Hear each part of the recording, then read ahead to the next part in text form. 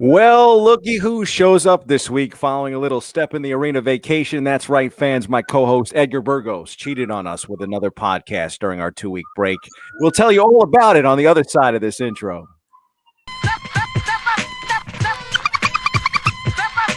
This guy has made it through rounds playing the style that he plays. He named every one. It's like this guy named all 5 of my game-winning shots from 2008, 2009.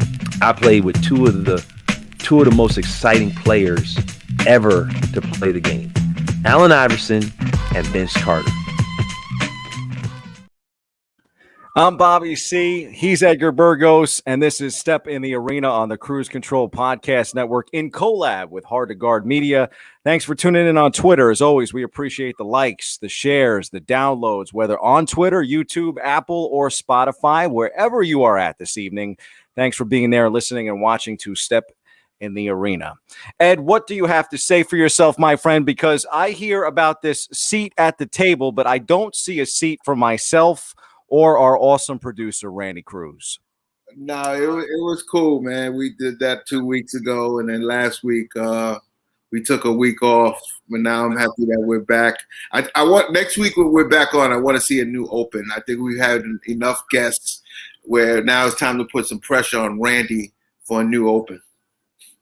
You know, I think rumor had it as well. Like you say, we took the break last week, but I think our guest bailed to have dinner with his wife. So I don't think that this bodes well for our podcast credibility. But I think we're trucking along pretty good here. I'm happy to be back. It's always good to see you, and really excited about our bounce back show this evening because we got an awesome guest joining us tonight. That might be a good place to kind of segue in, right? No?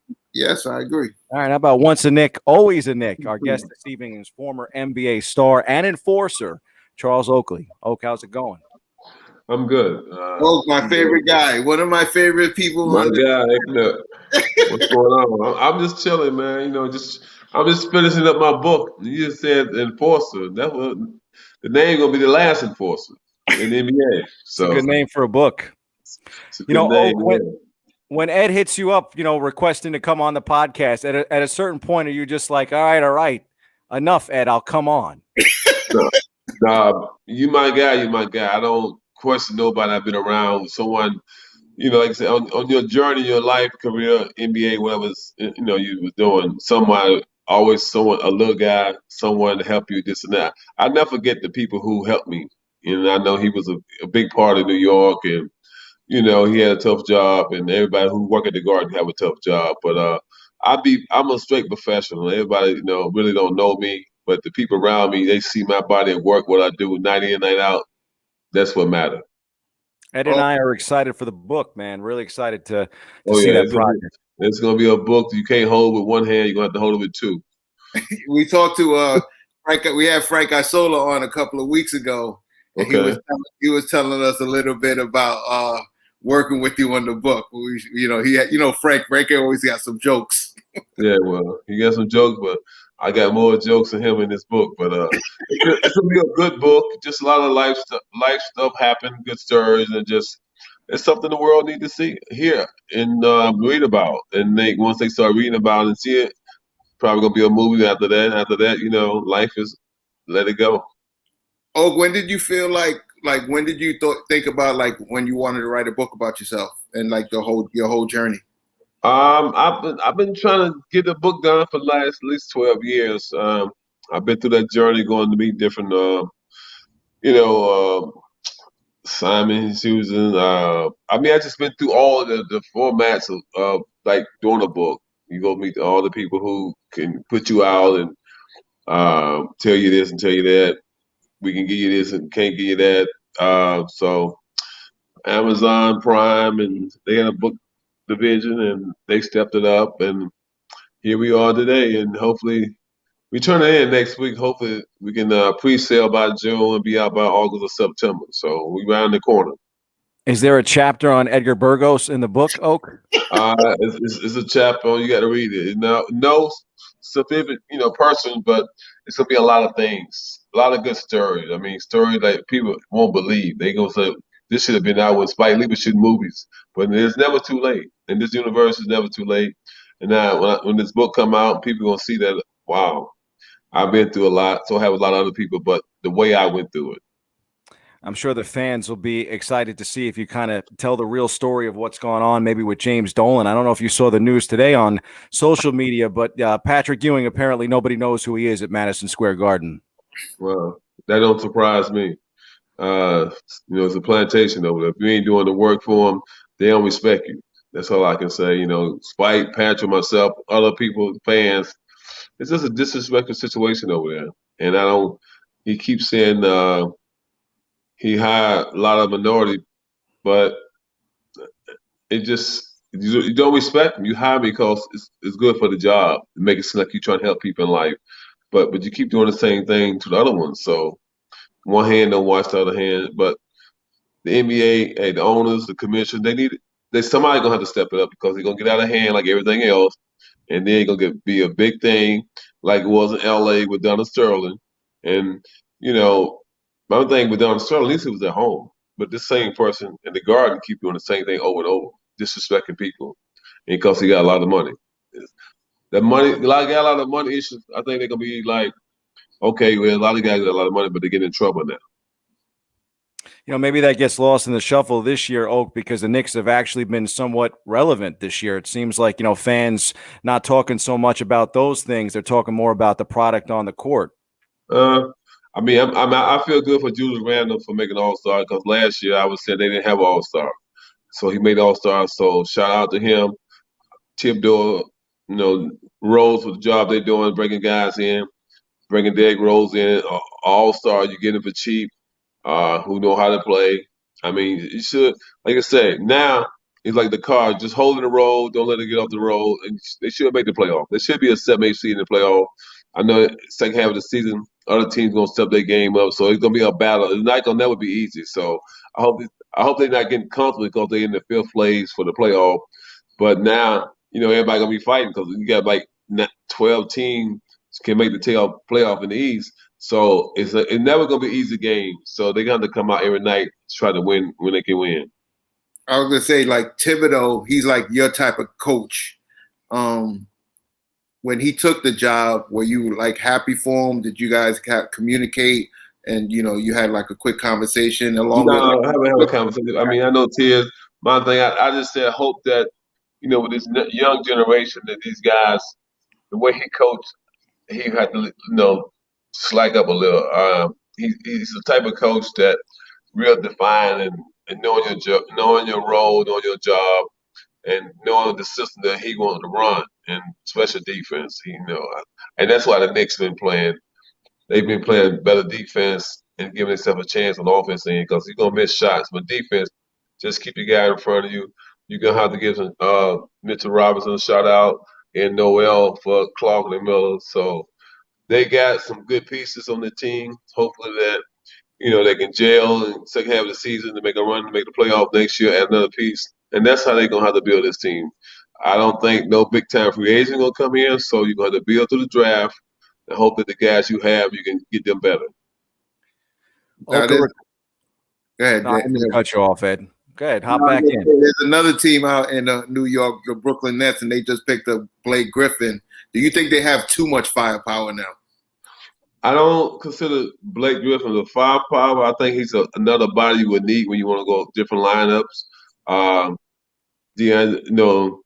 I think they got Jeff from Georgetown there, and then they got Daniel Jordan.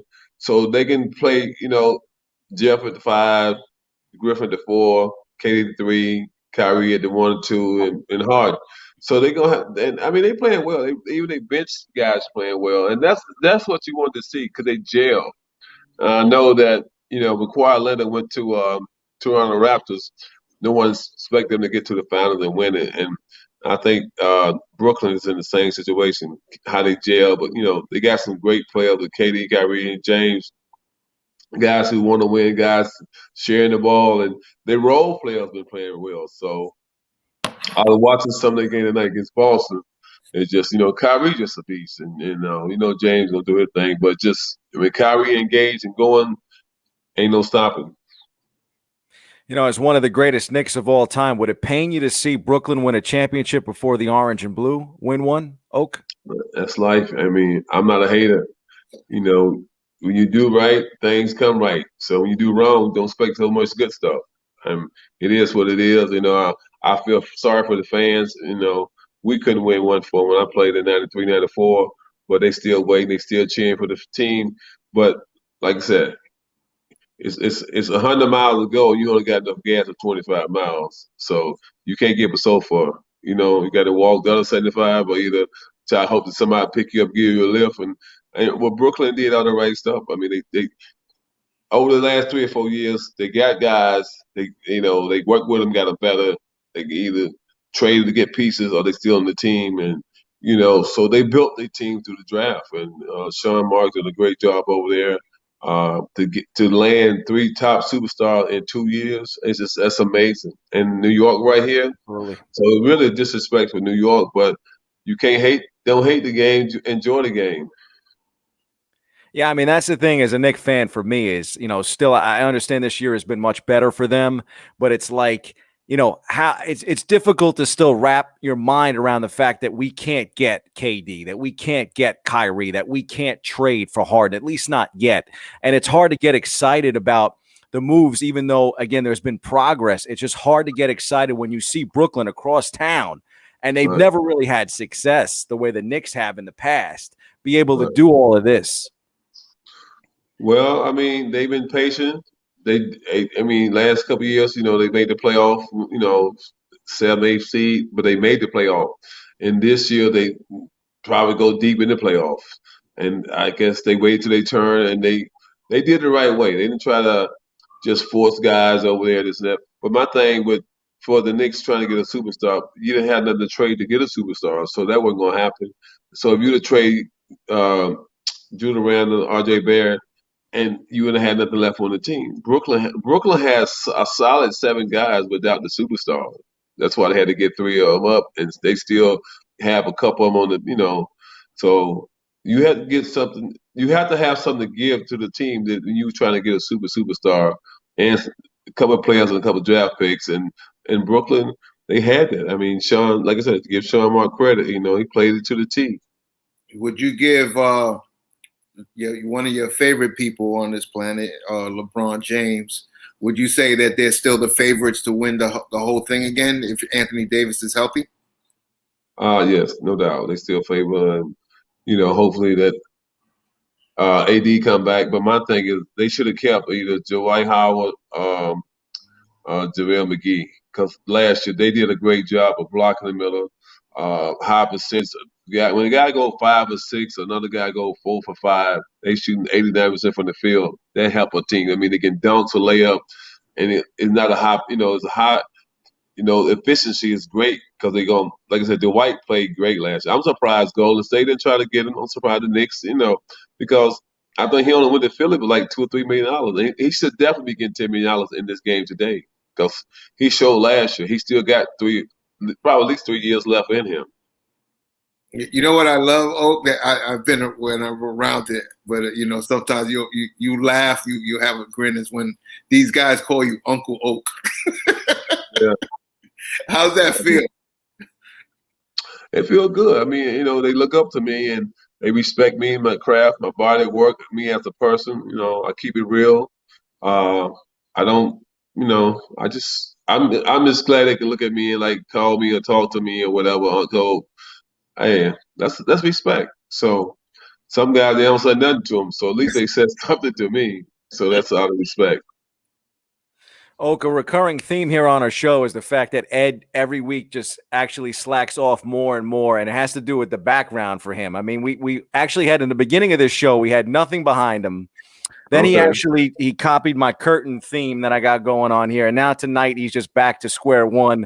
You have a beautiful sculpture behind you, very artistic. I was hoping you could inspire Edgar Burgos, perhaps for future shows with some creativity. Well, sometimes, hey, you catch me next week, it might just be a plain wall. So y'all caught me on a good night. So it could have been a busy day. I just want to be in a comfortable place and just want to hey, You know, I know last time we tried to set this up, I don't know something happened, but I want to make sure tonight, because I ain't want to say like, "Wow, Oak duck him."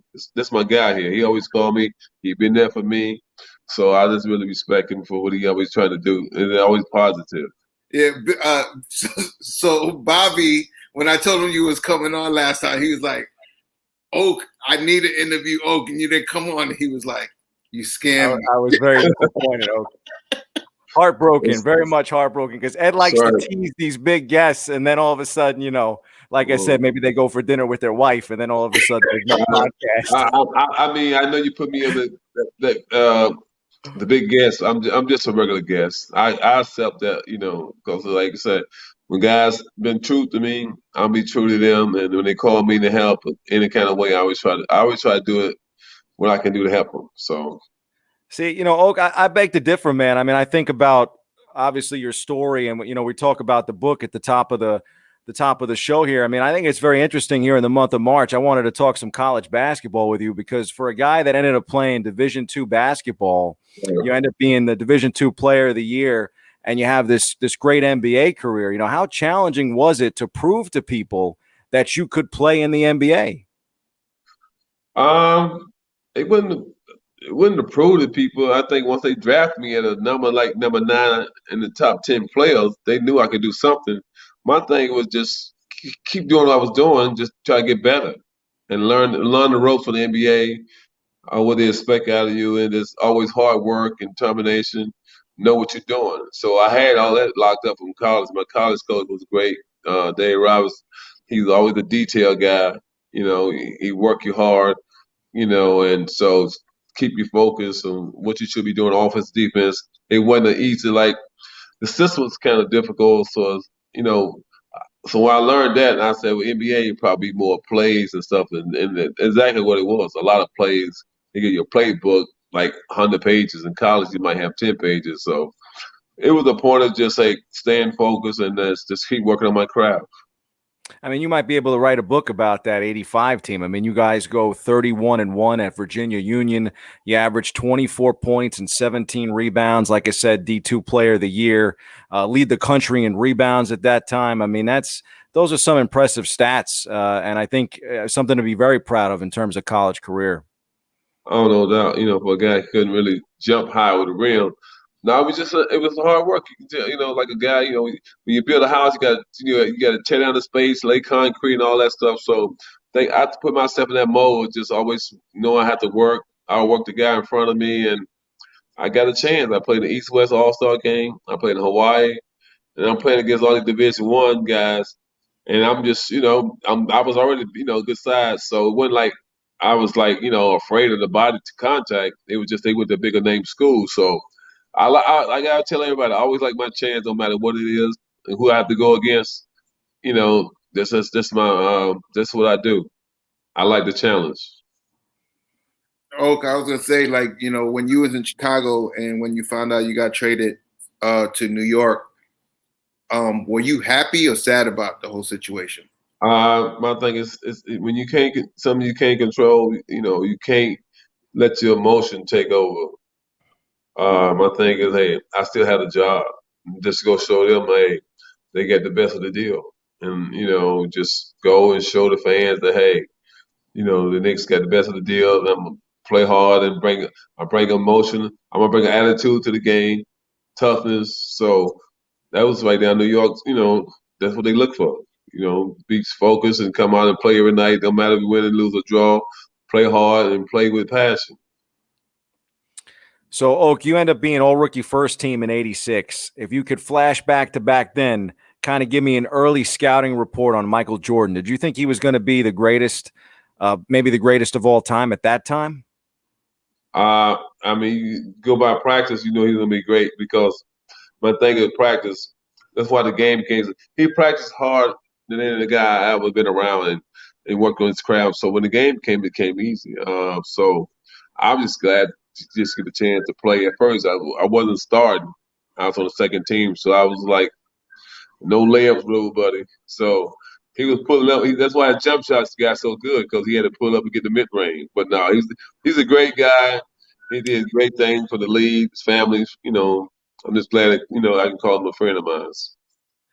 When you look back, I mean, again, you got a chance to play with so many great players. Is it easy to put Jordan number one in terms of your contemporaries, or is there somebody else that you look at and you say, maybe gets overlooked? Because I think something that Ed and I talk about a lot of times here on the show is that the league has so many great players in its history, and it's very easy, I think, sometimes to forget about all of those great players. I mean, we use this word "great" like like a giveaway with candy. We got a lot of good players. There ain't a lot of great players. With them great players, is you can see what like a LeBron who can be in the finals 10 years, give yourself a chance to win. Or like Michael Jordan, 6 out of 8 years in the finals. I mean, that's when you start putting. You don't put great, like King Olajuwon. We got a lot of other guys good, but they wasn't great like them. So it's a lot of. It's an A plus, A minus. So a lot of them guys A minus, A plus, but they still, you take 5 guys be on the team, take whatever you're on the dream team, all-star team. But if you look at it, like I only about 4 or 5 guys who really great who can carry teams and make everybody around them better on a nightly basis. But other guys is real good. So that's why I say I try not to just, put everybody, because they make the all-star team average 30 points. Average 30 points don't mean you're great. They mean you're just taking a lot of shots. Yeah, I would say, obviously I was with the Knicks for a long time. My favorite team, the 94 team went to the finals, but that wasn't my favorite team. My favorite team was the 97 team. I just said that the other day. I think the 97 team was the better team, yeah. And I feel like that's the team that should have won the championship. Obviously, the fight and David Stern messed everything up for us. Like, does that always does that leave I know it is, you would say it is what it is, but I feel like that was the team that should have won a chip. And I don't know, does that bother you today, or you ever think about it? Well, I mean, like I said, I was talking about this because me and Frank we doing the book, so that came up, and he was asking me, even though we went there in '94, but I thought the '97 team was better because we was knocking at the door. They said, the further you go, you feel mature. If you get there one year, the next year you feel to repeat because you feel to add a piece to what happened the year before. You just want to come back and play smarter. But I mean, with all that stuff come up because I'm already around Mike a lot, and he talk a lot about you're born at the wrong time, da da da. John was too small, and Pat Riley had y'all so messed up in the head, and he didn't want y'all talking nobody. So he's like, we playing with handcuffs from the get go. Your coach not letting you focus on the game because he worried about what you doing with another guy on another team. So I get that a lot from him because we go at it. We like every time we go together. Because I said, if I can travel 90% of the time and get calls, and then you playing 6 against 5, I would have a championship too. So think about that, buddy.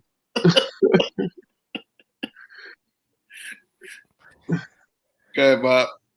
Yeah, I mean, Oak, I'm not surprised that you bring up 97 because Ed and I always talk about that team. I think that's definitely the team that we feel, should have won it all. But I also look back at 94, and I think that's got to be a year where, it sinks in that it was just so very close. And I think a lot of Knicks fans, appreciate the trio, of course, of you, Patrick, and John Starks. And, that year you end up playing in 107 starts, all of the regular season and postseason games. Is that something that you're very proud of, knowing that you were able to show that kind of durability in the league? I mean, I was built for that. I'm glad. I think it was a record. Still, it was a record. Still a record. But anyway, it was something you think about. But my goal was just perform and we win a championship. Just playing the games. Yeah, it was something. But at the end of the day, it's about winning the chip.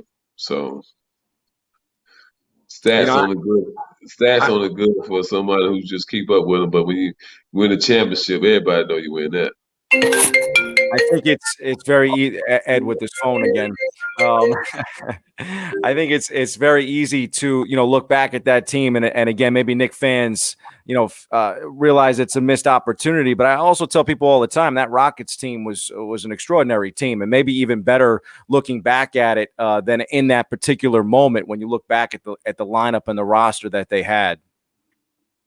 Well, I think what hurt us that we really we didn't get a lot out of Patrick in that series. Keem, I think his number was 27-12. Patrick averaged 17-9.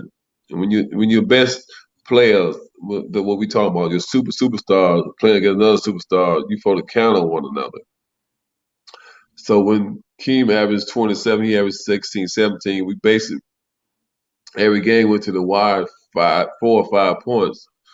I mean, you can have some bad games, but now when you get your touches all the game, it's not, and you supposed to be the alpha for your team. And a lot of people are like, well, you said Patrick couldn't carry a team on his back. I mean, that's the truth. I mean, he was the type of guy, he can be in a band, but he can't be the lead singer. He can play the instruments, but at the end of the day, he get his numbers, but I think that like special, we was playing the Bulls, not Houston. The Bulls, we played right into the Bulls' hand. We didn't try to trap them. We didn't try to move the ball enough because one shot in transition, they're gonna kill you anytime. They get too good of athletes in transition. And I was tell Pat Riley, you don't sub unless they sub because there's some things like when you watch the film of when we played them. Anytime we sub two guys, they sub one. They always seem like they get on a run, 6 to 8 point run, and against the Bulls, it's hard to break into a lead. When you got Michael and you're getting half a whistle here and there, so it's tough. It's a tough fight. I mean, so many of those series though were 7 games. I guess they could, so many of them toss up kind of series. Yeah, well, that's another thing I was told Mike. Like, let's sit here like you just blew it out about 20 every time. The games with 2 or 3 possessions in the last minute and a half. We make the shots, or most of the time that's what hurt us a lot. We couldn't make shots down the stretch. So we had the lead. We'll be right there. We just couldn't make the big shots. I mean, look at the takeoff percentage. Huh? And free throws hurt us. Yeah. Do you think you were missing a player at that time, Oak? I mean, there were so many rumors at that time, like Mitch Richmond. But you got to play with what you got. You got to start the five. Against Houston, said Pat Riley wouldn't play Orlando or Doc. He told Doc, I think he had told him, like, we couldn't bring the wives or something on the trip until we get to the finals. And I think one of the guys brought the wife. He didn't play him in the playoff. So hold a grudge. And I mean, I think we had enough. If we would have got balanced calls or here and there, we never got a break. Like I said, Reggie Miller, Patrick missed the layup. Charles Smith couldn't get I mean, we didn't get a call. When we needed to get a call, we didn't get a call. We had 3 chances that one call. They said we got a call with Houston. Hubert David made the shot and Scotty fouled at the top of the key. But I'm just saying, like, it's just like every time we need something good to happen. I don't know if it's a ghost or something in the building, but we never could. Besides that one time with Hubert David. I blame Edgar Burgos, Charles. It's all on him. Anytime Edgar's on the bench somewhere, it's a guaranteed L. I keep telling him. I said, I've cried twice watching basketball. So, and 97 one time, and 99 was the second time. So, they had a chance in 99 against San Antonio. Yeah, we did. That, I remember. We were short-handed that series. They were banged up, but they made it. Well, at least they made it. They made it to the final twice in the 90s. So some teams didn't even make the playoff in the 90s. Yeah, I want to push forward to when you played to Toronto and you lost that epic 7-game series to Philly. Yeah, it was a heartbreaker. I think that I thought that was our year of being the Raptors for 3 years. Because we was young, we had veteran players, but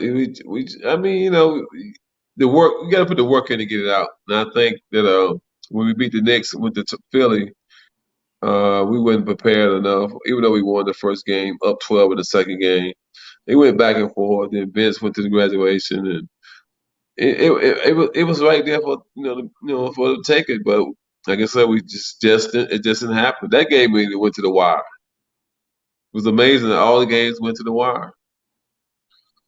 Do you think were guys upset that Vince went to his graduation? I thought I don't think mean, it's a problem, but well, he made it back. So my thing, we like I said, we lose as a team and we win as a team, and he felt that was important for him.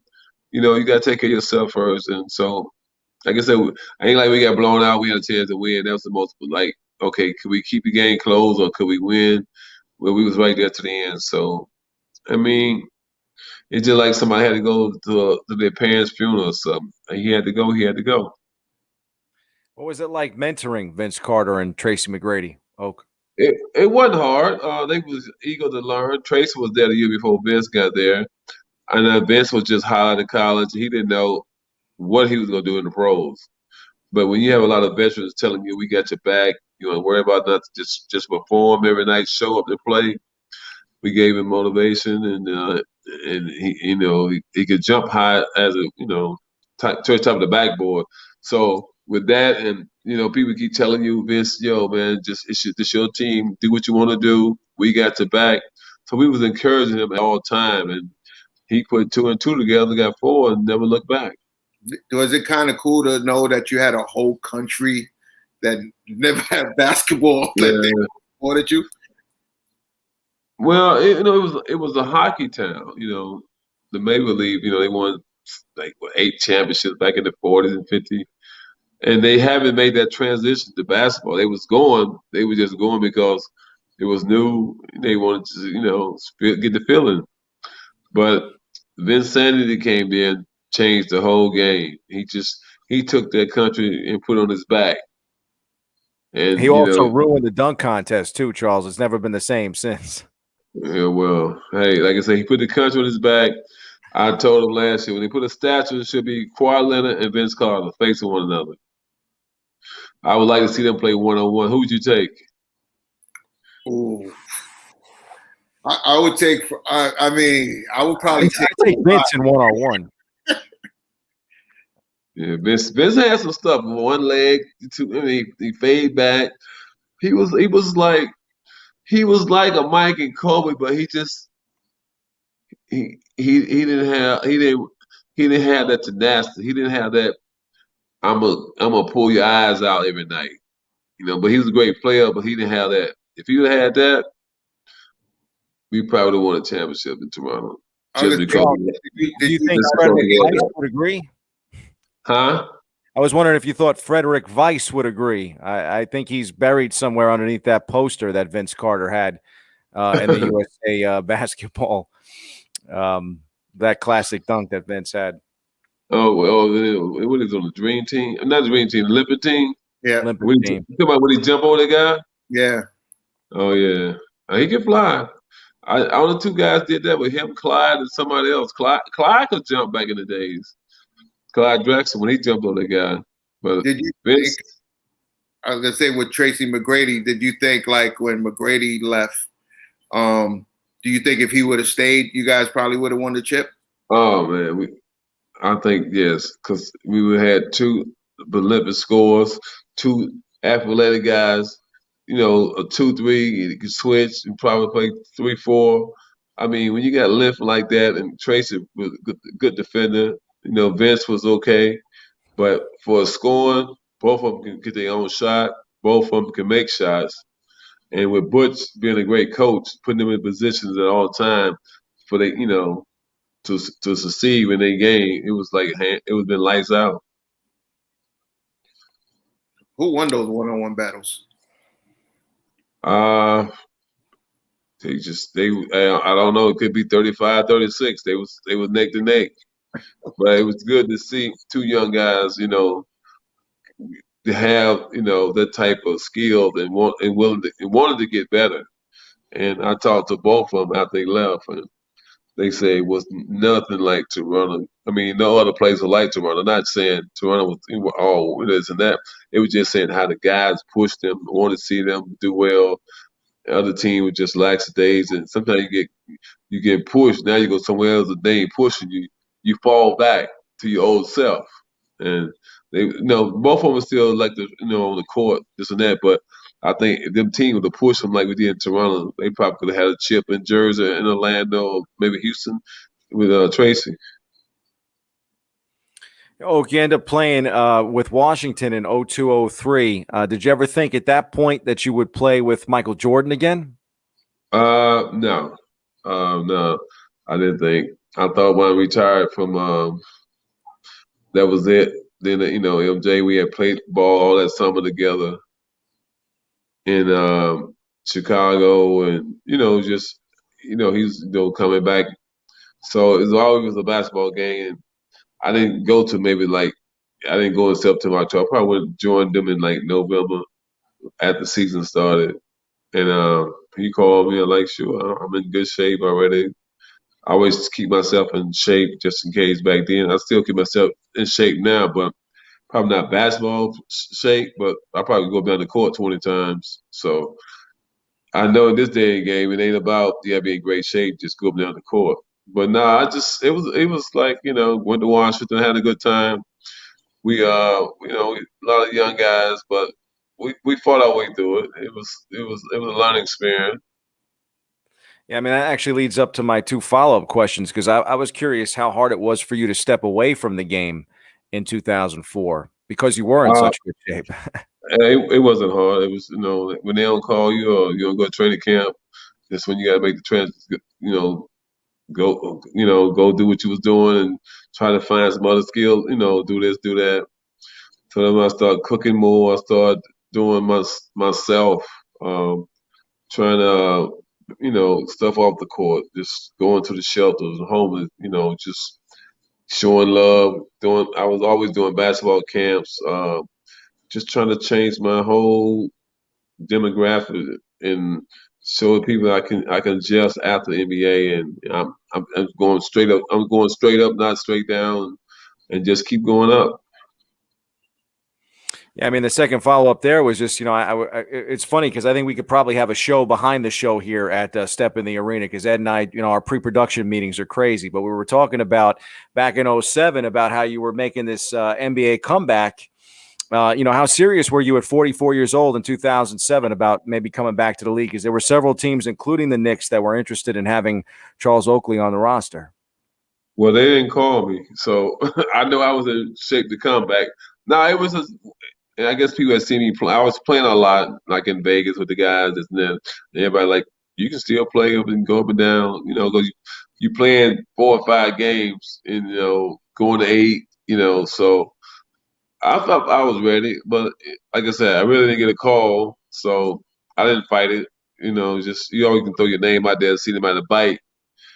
So I was cool with it. It was like, at least I had some, like I felt I had something left in the tank. I could help some teams.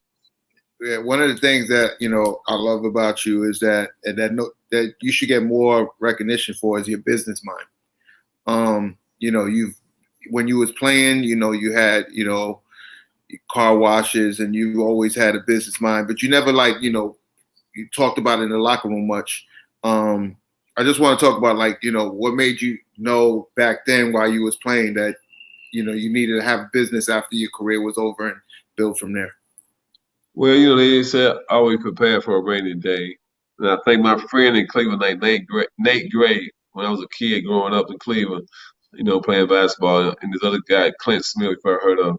So he had gas stations. He had like a little small construction business. And I knew a couple of my friends had car washes. So I was like, okay, let me try to. That's the first thing I did. I got into the car wash. Then I tried to get into like a little restaurant. I try to get into construction. I built my own first car wash in Cleveland. I think mine 6 year in the league. I built it from the ground, car wash lunch. I had a limo service, I had a club. So I was, putting things together and trying to get a nice portfolio So if one thing don't work, maybe the other one works. So I try to 3 or 4 things, try to keep going at one time.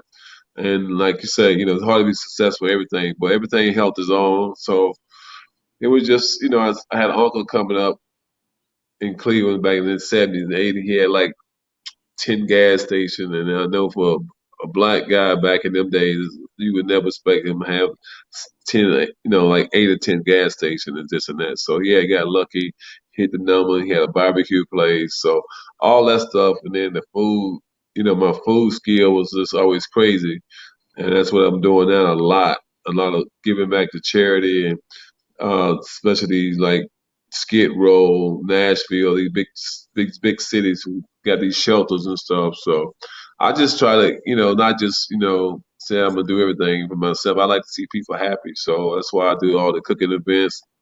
Decided to do the book because I know that, when I was on Dance with the Stars, it was I did it because from my mom, family, friends. The last time they see me on TV, I was getting pulled out of the garden. So it was like to reverse the mind to something good. How was the Dancing with the Stars experience for you? It was great. They had called me a couple times before. I turned it down. So since the pandemic was going on, I said, you know what? I got some time. My schedule is free. So let me go and just do this. I mean, I knew I wasn't the best dancer in the world, but I knew I can catch on. And my thing was finish my routine and don't fall down. So that's what I did. I tried to, I wasn't bad, people. I looked at it, I'm 6'9", but when it size, I said I would wear 18, but I really wear 16. The judge was tough. Yeah, they are. Yeah, it was tough. I guess they get me ready for my go to court with this case in New York, so I know they're gonna be tough. But I know what at the end of that minute, I was still standing up, so that's all I could do. Okay, how do you want the fans to remember you? Oh man, fans in New York, great fans. I just want to remember me as a hard worker, guy who no nonsense and put it all on the line every night on the court, and I love the city. It's a good place to be. I mean, even if the Nets are going to win the championship this year.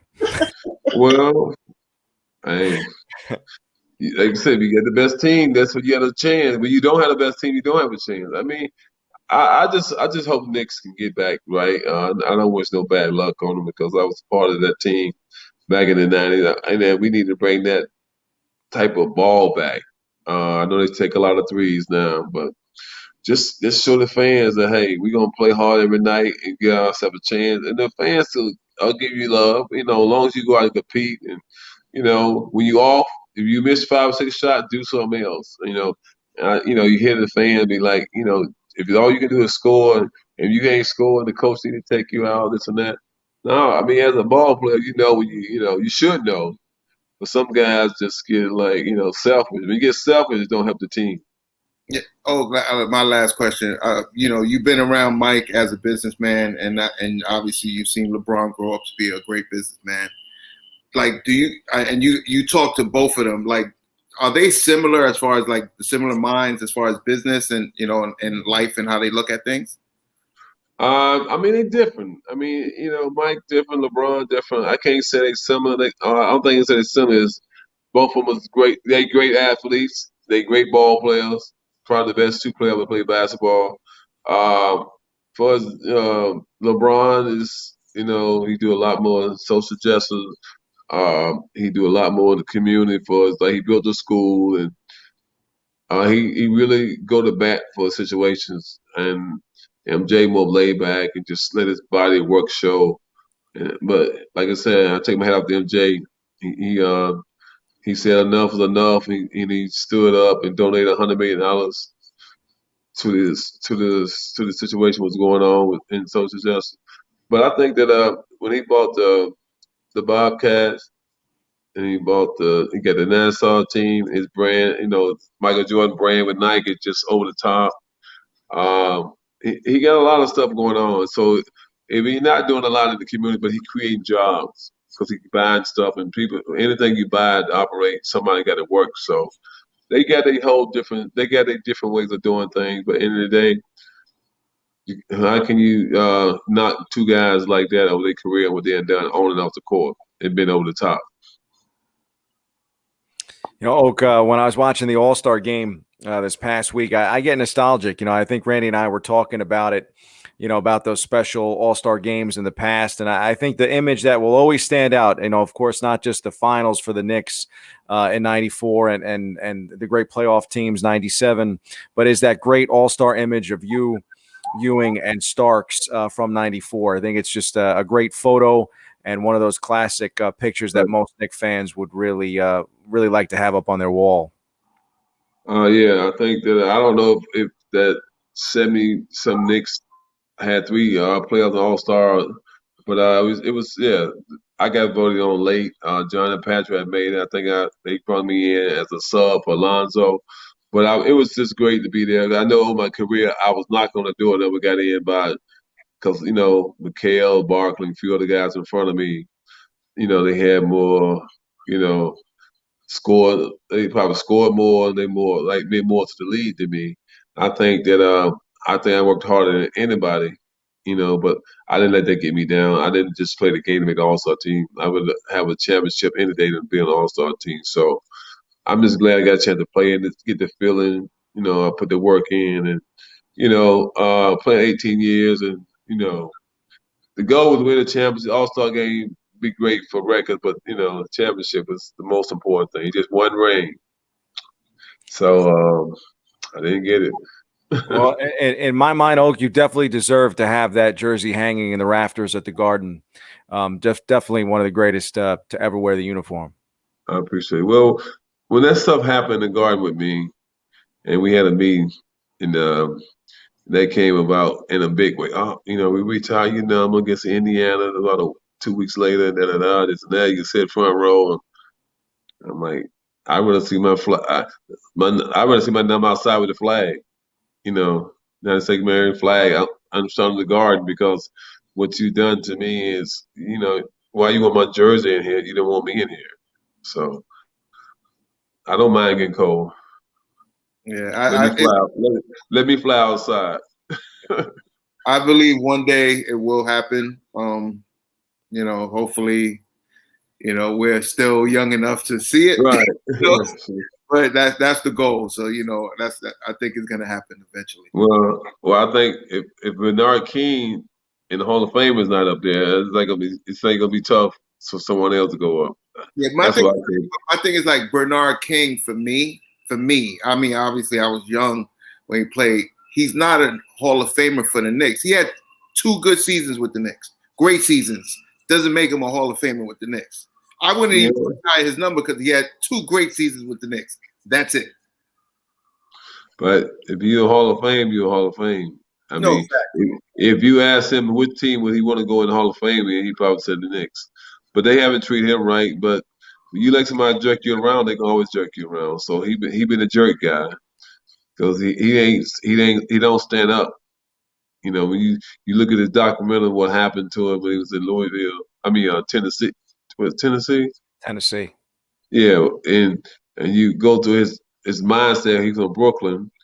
What he said, what happened, this and that. I think he got arrested or something. And the police, I don't know. It's a story that, you know, it just like they got the best of him because he had this militant mind. But I guess once they put him in a police car, put him in jail, it changed his whole life.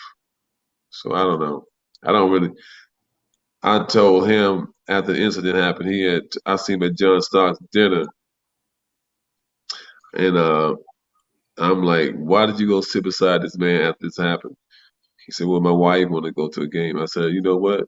They had a lot of other home games. I mean, why would you? They're like you prayed in the parade with him, like F me, and I said that didn't sit well with me, and I went off on him.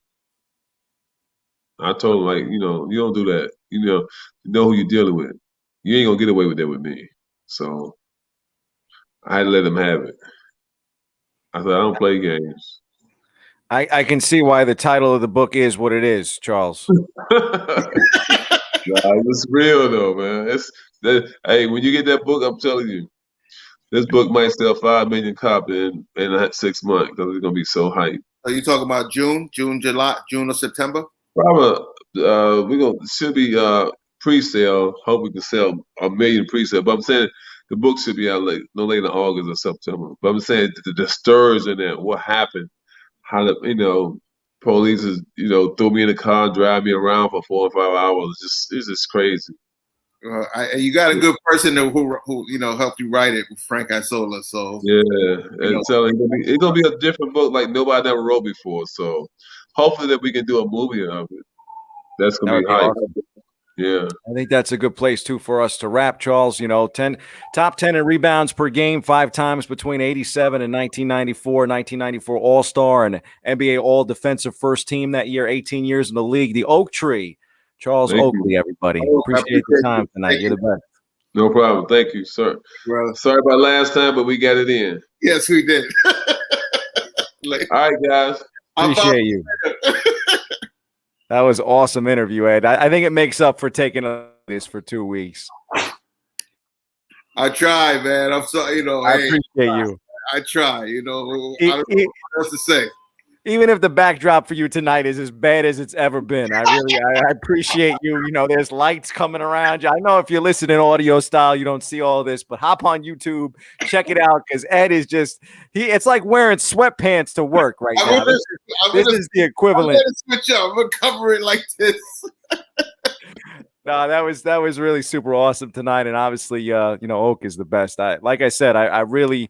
Ed, I firmly believe that he, I don't know if it will happen. I would love to see it happen, but I think he deserves to have that honor of having his jersey, that number 34, hanging in the rafters at the Garden, because he gave his heart and soul to the Knicks. And that, working for the team for so long and being there for all those great playoff teams and knowing him and watching him day to day. I didn't get a chance to ask him tonight, but for me as a student at Purchase, I got a chance to watch him a lot of times practice, outside of their organized practices, and they would have these unbelievable pickup games. It almost was like a privilege to just even be in the gym to watch those pickup games between guys like him and Patrick, and even guys would come back after they had been traded to other teams. I remember John Wallace being away from the Knicks at that point. I think it might have been in Detroit and had come back in the summertime for some of these classic pickup games that they would have. And Charles Oakley was great all the time, whether it was a regular season game, a playoff game, a pickup game.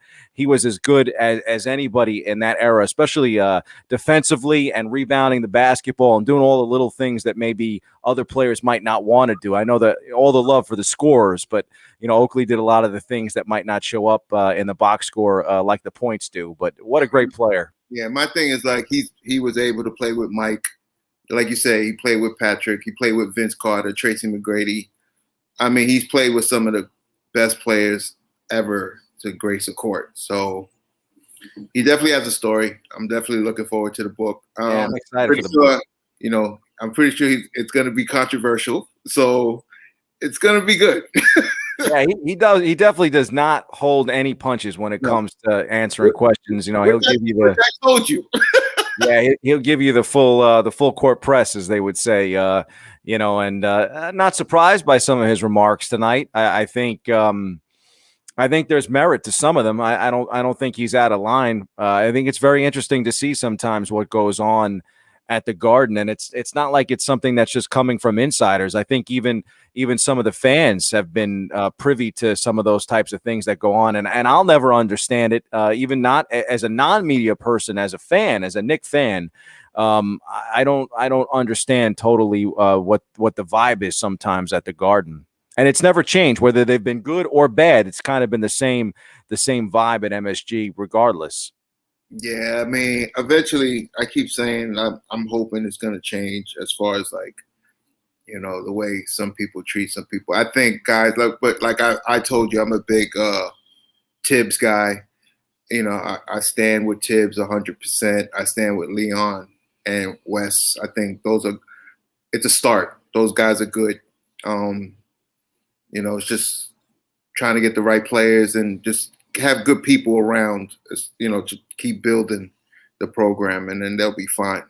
Yeah, I know that they don't have a superstar right now, but this is the first time that I've felt a sense of true optimism. I think in the past, one of the things that Randy and I have spoken about is just the fact that, even in some of their better seasons when they win 50 games, I felt sometimes that they would band-aid things.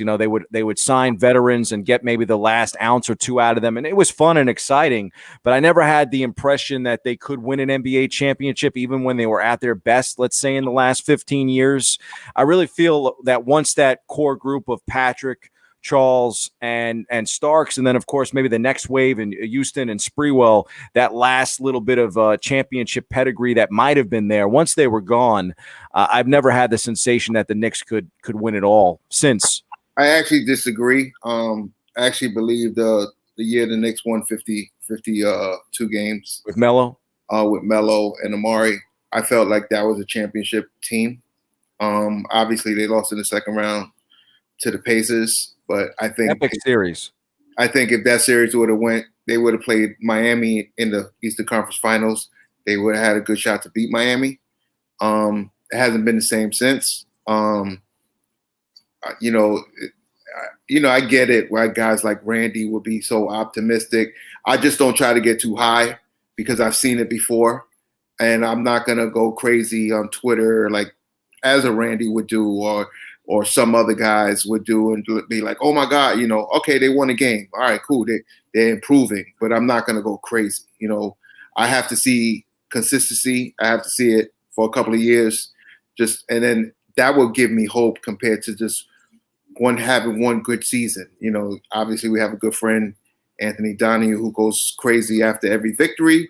But I love him to death, but you're not going to have me all hyped up because of one season. My thing is like, it's great that they're improving, but let's see them do this next year. Let's see them do that the year after. So then I can be like, you know what? All right, they're building a championship team. Yeah, I just think like Oakley said, I think that they are kind of tearing a page out of the Brooklyn Notebook in the sense of, maybe trying to get back to respectability and have some young players and build it really from the bottom up. It didn't seem like they just went out and use that cap space to just sign anybody. I think there's been kind of like a rhyme and reason to the players that they've acquired, and then, of course, the players that they've drafted, and then acquiring all these future draft picks, which could easily set them up to acquire more good players, young talent. I think there is that level of optimism in that way. I know it's, when you think about it at the end of the day, Ed, it's really still like a mediocre basketball team. You're talking about a team that's, 500 or a couple games over 500. Better than it's been, but again, right now, I don't think they're in any sort of position whether they make the playoffs as a 5th or 6th seed to legitimately win an NBA championship. And you and I have talked about this. There's usually only, a handful of teams, maybe 4 teams that could really win the whole thing, or that's how it kind of feels in the NBA. There's not really a longer list than that. So I highly doubt that if the Knicks are even the 4th seed in the East, that you would have them in that small sample size of conversation, at least this year, especially without a star, to be the NBA champs. Yeah, I totally agree. I mean, a Knicks championship right now is if the Knicks go to the second round of playoffs.